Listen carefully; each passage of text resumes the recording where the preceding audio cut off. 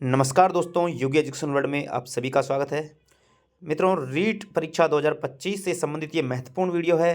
पिछले कई दिनों से जब से ये रीट की विज्ञप्ति आई है तब से कुछ साथियों के मेरे पास कमेंट आए थे कि सर भाषा कौन सी लें, लेवल लैंग्वेज फर्स्ट कौन सी लें, लैंग्वेज सेकंड कौन सी लें, लेवल फर्स्ट वालों को कौन सी लेनी चाहिए, लेवल सेकंड वालों को कौन सी लेनी चाहिए और इसमें क्या हमारी गलती हम पर भारी पड़ सकती है, उस विषय में यहाँ पर इस वीडियो में बात करूँगा। देखिए मित्रों, यदि कोई मित्र इस भ्रम में है कि मैं ये जानता हूँ कि भाषा चयन कैसे करना है, तो इस वीडियो को पूरा ज़रूर देखिएगा, आपका वो भ्रम ज़रूर दूर होगा।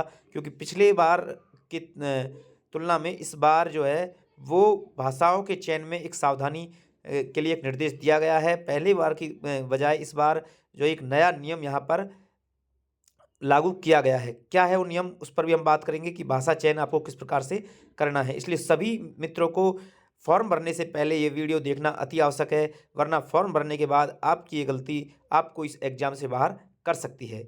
इसलिए सभी वीडियो को ध्यान से देखिएगा और वीडियो पसंद आए तो इसको अधिक से अधिक अपने मित्रों में शेयर कीजिएगा, जिससे उनको भी इस बात से इस जानकारी से अवगत हो सकें वो भी।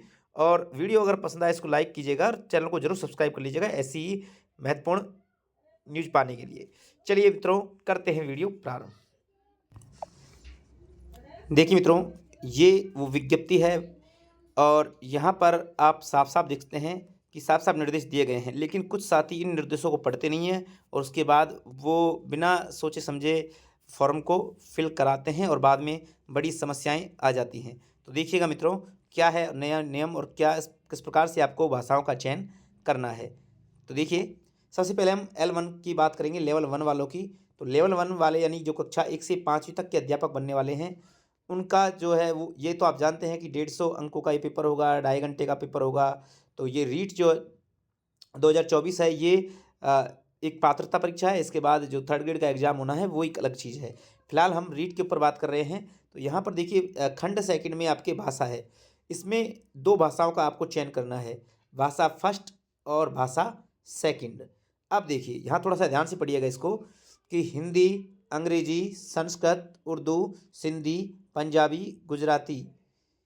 भाषा फर्स्ट का चयन आवेदन पत्र में अंकित भाषा सूची में से ही किया जाना आवश्यक है। ध्यान दीजिएगा, भाषा फर्स्ट का चयन आवेदन पत्र में अंकित भाषा सूची में से ही किया जाना है।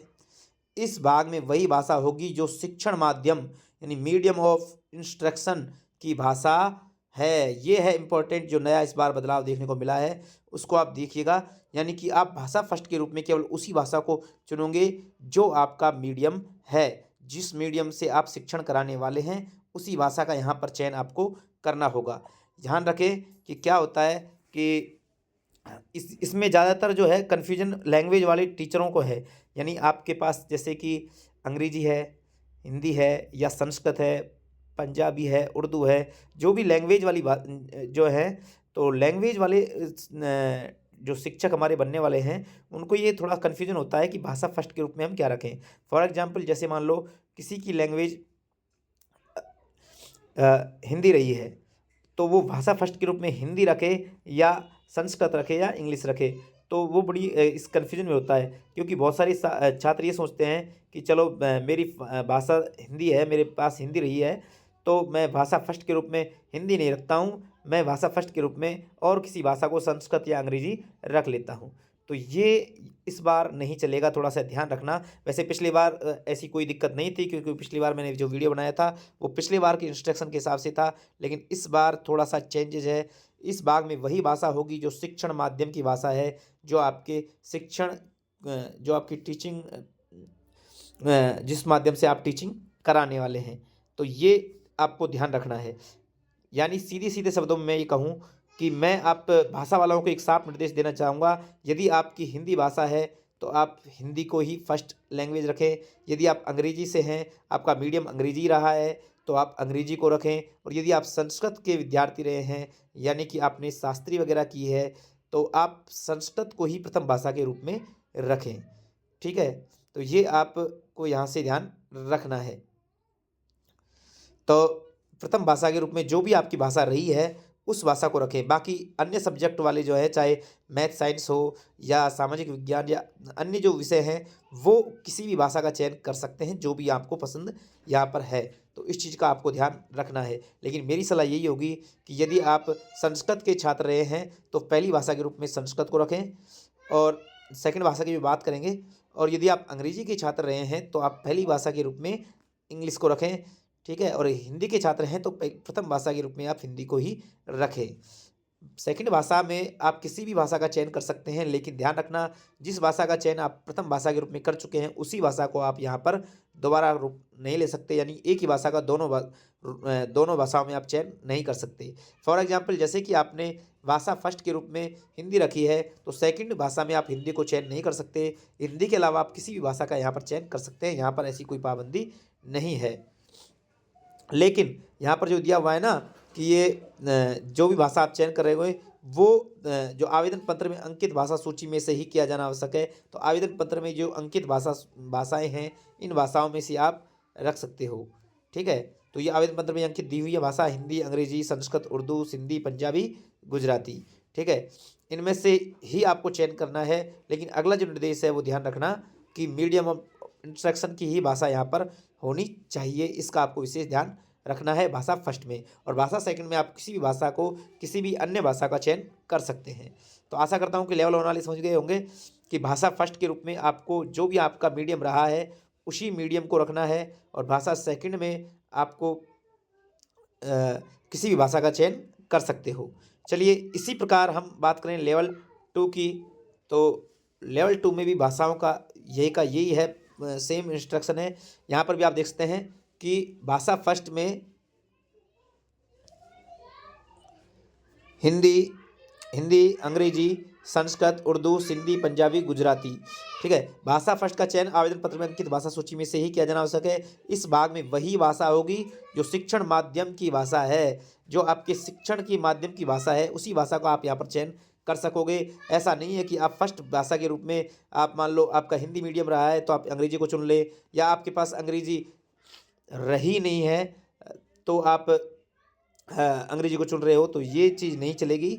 यहाँ पर आप जो भी आपका शिक्षण का माध्यम रहेगा उसी का चयन करना है। और मेरी सलाह तो यही रहेगी कि जैसे मान लो आपके बीए में या बीएससी में यानी स्नातक में जो भी आप जिस भी सब्जेक्ट जो भी लैंग्वेज आपके पास रही है, वैसे मैथ साइंस वालों के लिए कोई दिक्कत नहीं है, आप किसी भाषा का चयन कर सकते हैं। लेकिन बात करते हैं कि जैसे मान लो जो आर्ट वाले हैं, आर्ट वालों में ज़्यादातर सभी के पास एक ना एक भाषा होती है, कोई ना कोई भाषा अवश्य होती है।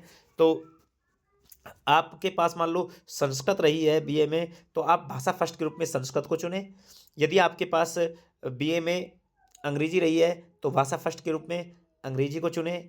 और यदि आप के पास जो स्नातक में हिंदी रही है तो आप भाषा फर्स्ट के रूप में हिंदी का ही चयन करें। ये मेरा आप से साफ यहाँ पर कहना है, और क्योंकि यही इसमें साफ साफ निर्देश दिया गया है। तो इस बार ये एक नया रूल यहाँ पर निकल कर आया है। भाषा सेकंड के रूप में आप किसी भी भाषा का चयन कर सकते हैं, यहाँ पर कोई ऐसी बाउंडेशन नहीं है, ठीक है।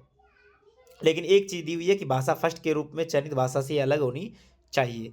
तो दोनों ही लेवल के लिए, चाहे लेवल 1 हो या लेवल 2, ये ध्यान रखना है। इन शॉर्ट में अगर कहूँ तो आपको पहली भाषा वही रखनी है जो आपका शिक्षण का माध्यम हो, यानी भाषा फर्स्ट वही होगी जो जिस माध्यम से आप शिक्षण करवाने वाले हैं। भाषा सेकंड वही होगी जिस माध्यम जो आपने ये भाषा फर्स्ट ली है, इसके अलावा सेकंड भाषा जो है वो आपकी यहाँ पर होगी, ठीक है। कोई भी अन्य भाषा यहाँ पर हो सकती है। तो ध्यान रखना कि आपको भाषा फर्स्ट के रूप में अपनी जो मुख्य भाषा है उसी को लें तो ज़्यादा अच्छा रहेगा। बाकी आप सभी विद्वान हैं और अच्छे से इसको देख करके ही आप फॉर्म भरिएगा। एक गलती आपको इस एग्ज़ाम से बाहर भी कर सकती है, क्योंकि आपने यदि बिना सोचे समझे भाषाओं का चयन कर लिया तो बाद में आप इस पात्रता परीक्षा से वंचित भी रह सकते हैं।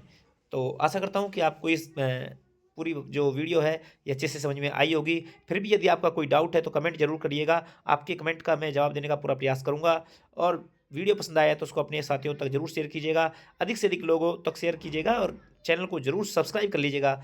मिलते हैं मित्रों नेक्स्ट वीडियो में, तब तक के लिए जय हिंद, जय भारत।